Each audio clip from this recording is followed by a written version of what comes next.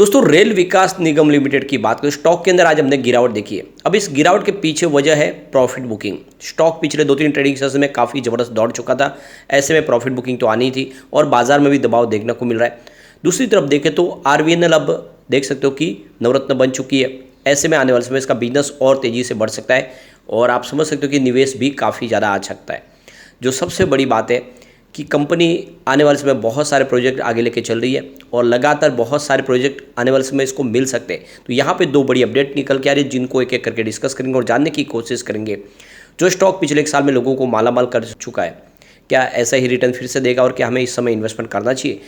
इसके अलावा अगर हम IRFC की बात करें तो रेलवे को फाइनेंस प्रोवाइड करने वाली कंपनी है, काफ़ी अच्छा इसका बिजनेस है और प्राइस भी एक समय देखो 37 के आसपास जाके फिर से नीचे आई है, कुछ गिरावट हुई है। क्या इस गिरावट का फ़ायदा उठा के इन्वेस्टमेंट करना चाहिए। लेकिन फ्रेंड उससे पहले अगर आप पहली बार हमारे चैनल पे आए तो चैनल को सब्सक्राइब कर दीजिए, एक बेल आइकॉन दबा दीजिए ताकि जब भी नया वीडियो बने पहला नोटिफिकेशन आपको मिले। वीडियो पसंद आए तो लाइक शेयर जरूर कीजिए। चलो फ्रेंड्स वीडियो स्टार्ट करते हैं। मैं हूँ आपका दोस्त SP दवे और हमारे अपने चैनल ऑनलाइन कमाई में आपका बहुत बहुत स्वागत है। सबसे पहले अगर हम यहाँ पे FI की बात करें तो FI बाजार में बिकवाल बन चुके। आज FI ने 7,793 रुपीज़ की नई खरीदारी की, लेकिन सामने 8,127 रुपीज़ का उन्होंने माल बेचा है। इस तरह से उन्होंने आज 333 रुपीज़ का अपना माल बेच दिया है। लेकिन DI बाजार में शानदार खरीदारी करे। आज उन्होंने 10,471 करोड़ रुपीज़ की खरीदारी की, सामने 9,383 रुपीज़ की उन्होंने बिकवाली की है। इस तरह से उनका जो खरीदारी का आंकड़ा निकल कर आया है वो 1,088 करोड़ रुपीज़ का है और इसी वजह से बाजार ने आज थोड़ी सी तेज़ी बताई है। वैसे पिछले 3 ट्रेडिंग सेशन से लगातार FI बाजार में बिकवाली कर रहे हैं। 24 जुलाई को उन्होंने 82 करोड़ रुपीज़ की बिकवाली की थी और 21 जुलाई को उन्होंने 1,998 रुपीज़ की भारी बिकवाली की थी। तो पिछले 3 ट्रेडिंग सेशन से हम देख रहे हैं कि वो बिकवाल बन चुके हैं और अगर ये तेज़ी के साथ और बिकवाली बढ़ाएंगे तब बाजार में गिरावट की संभावना बन सकती है। दूसरी तरफ बाजार को संभालने की कोशिश DI की तरफ से हो रही है और बाजार में जम के खरीदारी भी हो रही है। पिछले 3 ट्रेडिंग सेशन से अगर FI ने माल बेचा है तो यहाँ पे देख सकते हो कि 24 जुलाई को उन्होंने 934 रुपीज़ की खरीदारी की है और 21 जुलाई को उन्होंने 1,290 करोड़ रुपीज़ की खरीदारी की है। तो जिस तरह से FI बेच रहे माल और सामने DI खरीदारी करे उस वजह से बाजार को एक बार बैलेंस मिल रहा है। RVNL की बात करें तो देख सकते हो कि स्टॉक ने 135 पर शुरुआत की पॉजिटिव और उसके बाद यही दिन भर का ही था, 128 का लो बना, यानी तेज़ी के साथ स्टॉक नीचे आया क्योंकि प्रॉफिट बुकिंग हावी हुई। अंत में 131 पर क्लोजिंग थी जहाँ पे 3.43% की काफ़ी बड़ी गिरावट देखने को मिली। अब इस गिरावट के पीछे वजह है प्योरली प्रॉफिट बुकिंग। आप देख सकते हो कि 18 जुलाई को स्टॉक 119 के आसपास था, 19 जुलाई को भी स्टॉक 119 के आसपास था, 0.2% की तेज़ी देखने को मिली थी। लेकिन 20 जुलाई को स्टॉक 128 तक चला गया, 7.3% की ज़बरदस्त तेज़ी देखने को मिली। स्टॉक बहुत शानदार दौड़ा और 21 जुलाई को स्टॉक में फिर ज़बरदस्त तेज़ी देखने को मिली और स्टॉक 136 तक चला गया, 6.2% की बम्पर तेज़ी और इंट्राडे में तो स्टॉक 139 तक चला गया था, यानी 119 का जो स्टॉक था वो 139 तक चला गया, यानी 20 रुपये का ज़बरदस्त जंप और ऐसे में प्रॉफिट बुकिंग तो आएगी।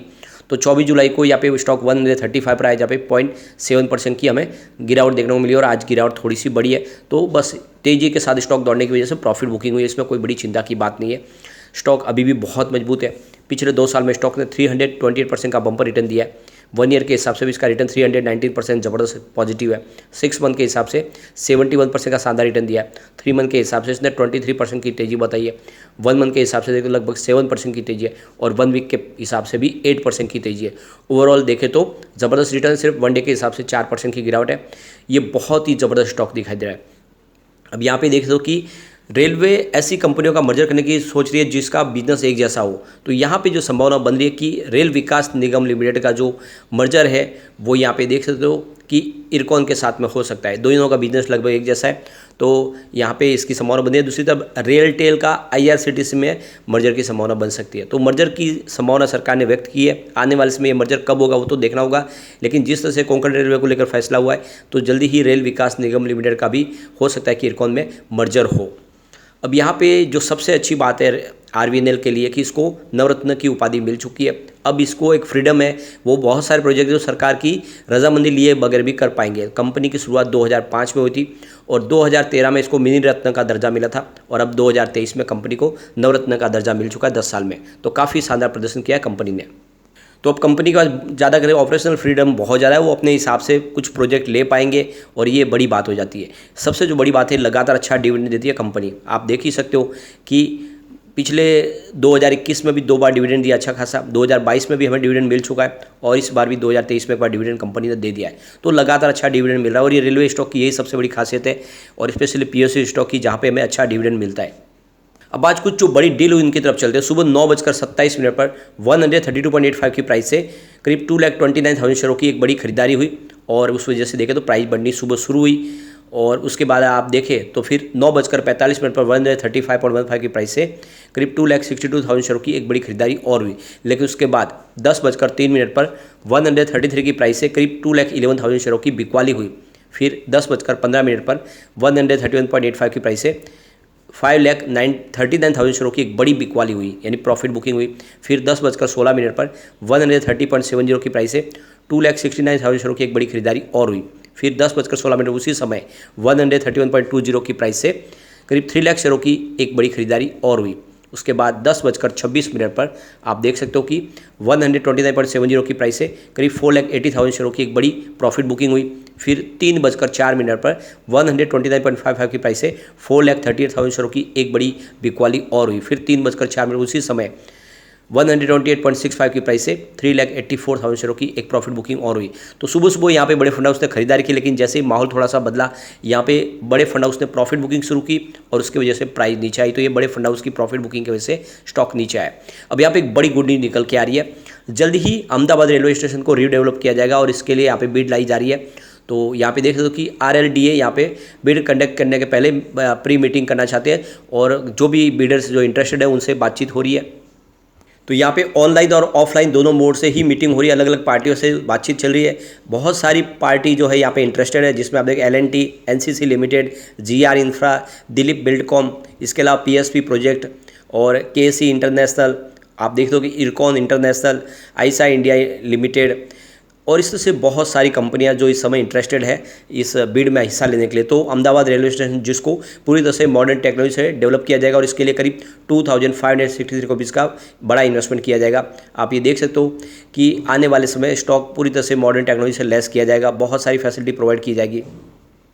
सबसे बड़ी बात है कि इस रेलवे स्टेशन पे हाई स्पीड ट्रेन भी आएगी, मेट्रो भी आएगी, BRT रेलवे वगैरह सब कुछ यहाँ पे इस ट्रैक उस हिसाब से बनाने हैं और स्टेशन को उस हिसाब से डेवलप करना है कि वो सारी की सारी ट्रेन को आने जाने के लिए लोगों को, यात्रियों को परेशानी ना हो, बल्कि उनको ज़्यादा से ज़्यादा सुविधा दी जा सके। सबसे जो बड़ी बात है कि इसका हेरिटेज स्ट्रक्चर है उसको बनाए रखना और उसको मॉडर्न टेक्नोलॉजी से लेस भी करना है। तो इसमें एक बड़ा आप देखिए टास्क है जिसको पूरा करना है और इसीलिए ये प्री बिड मीटिंग हो रही है, जिससे आने वाले समय ज़्यादा से ज़्यादा शानदार तरीके से स्टेशन डेवलप हो जाए। सबसे बड़ी बात है कि यहाँ पे फूड कोर्ट, इसके अलावा देखिए waiting lounge, play area children's के लिए वगैरह सब कुछ वहाँ पे एक तरह से वहाँ पे बुलाना है और बहुत कुछ वहाँ पे करना है।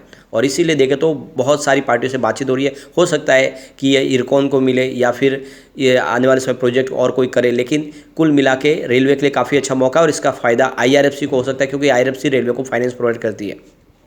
दूसरी एक बड़ी अपडेट और निकल कर बेंगलुरु से, यहाँ पे सबन रेलवे स्टेशन प्रोजेक्ट आगे बढ़ाया जा रहा है। यहाँ पे देख सकते हो कि प्रोजेक्ट को बढ़ा के करीब 2 सिटीज़ और टाउन को उससे जोड़ा जा रहा है और एक काफ़ी बड़ा एकदम 452 किलोमीटर का ये एक नया रेलवे स्टेशन और एक बड़ा ट्रैक बिछाने की संभावना बन रही है और इसके लिए कोशिश शुरू हो चुकी है। और यहाँ पे कर्नाटका रेल इंफ्रास्ट्रक्चर डेवलपमेंट इसके लिए देखें तो जल्दी बिड मंगाने जा रहे हैं और आने वाले समय में ये प्रोजेक्ट भी कंप्लीट होता वो दिखाई देगा। ऐसे में रेलवे के लिए बहुत सारे प्रोजेक्ट आ रहे हैं। RVNL और IRFC के लिए काफ़ी अच्छा यहाँ पे रोल आपको दिखाई देगा। अब IRFC की बात को देख सकते हो कि 34.55 पर क्लोजिंग थी, जहाँ पे 1.57% की गिरावट देखने को मिली। वैसे देख सकते हो कि इंट्राडे में 35.20 का हमने IB देखा। फिर देख सकते हो कि उसमें गिरावट का माहौल बना, स्टॉक नीचे आया प्रॉफिट बुकिंग की वजह से, क्योंकि ये स्टॉक भी बहुत ज़बरदस्त दौड़ा है। आप देख सकते हो 18 जुलाई को स्टॉक 32.60 के आसपास था, 0.3% की तेज़ी बनी थी। 19 जुलाई को स्टॉक 32.85 पर आया, यहाँ पे 0.8% की तेज़ी बनी और 20 जुलाई को स्टॉक 33.25 पर आ गया, 1.2% की तेज़ी देखी। और 21 जुलाई को तो स्टॉक ने ज़बरदस्त तेज़ी बनाई, 34.95 का इसने हाई बनाया, 5.1% तक यहाँ पे चला गया स्टॉक। और 24 जुलाई को स्टॉक 35.10% आया, 0.4% की तेज़ी बनी और इंट्राडे में स्टॉक लगभग 35.80 तक जाके आए। तो ये आप समझ ही सकते हो कि स्टॉक ने काफ़ी शानदार प्रदर्शन किया है। लगातार दौड़ने के बाद मामूली प्रॉफिट बुकिंग तो आती है, लेकिन फंडामेंटली कंपनी बहुत मजबूत है। आप ये देख सकते हो इसके फंडामेंटल काफ़ी अच्छे हैं। मार्केट कैप 45,098 रुपीज़ के आसपास है, करंट प्राइस की 34.40 की है और लो इसका 20 का, हाई 37 का है। 2 बार इस हाई तक जाके स्टॉक आया है। स्टॉक का पी 7.12 है। बुक वैल्यू से 34.80 यानी अभी बुक वैल्यू से थोड़ा अभी नीचे आपको इस समय दिखाई देगा। 2.32% का शानदार डिविडेंड भी दिया है कंपनी ने। आरओसी इसका 5.32% है और आरओई 14.7% है। Face value 10। तो आप देख सकते हो फंडामेंटल बहुत अच्छे हैं। ऐसे में लॉन्ग टर्म इन्वेस्टर के लिए काफ़ी अच्छा मौका, खरीदारी आपको कर लेनी चाहिए। लेकिन फ्रेंड, कोई भी इन्वेस्टमेंट करने से पहले अपने फाइनेंशियल एडवाइजर से बारे में ले ले या अपना खुद का रिसर्च करें, क्योंकि मैंने वीडियो आपके एजुकेशनल पर्पज़ के लिए ही बनाया। वीडियो पसंद आए तो लाइक से जरूर कीजिए और चैनल को सब्सक्राइब कर दीजिए। Thank you.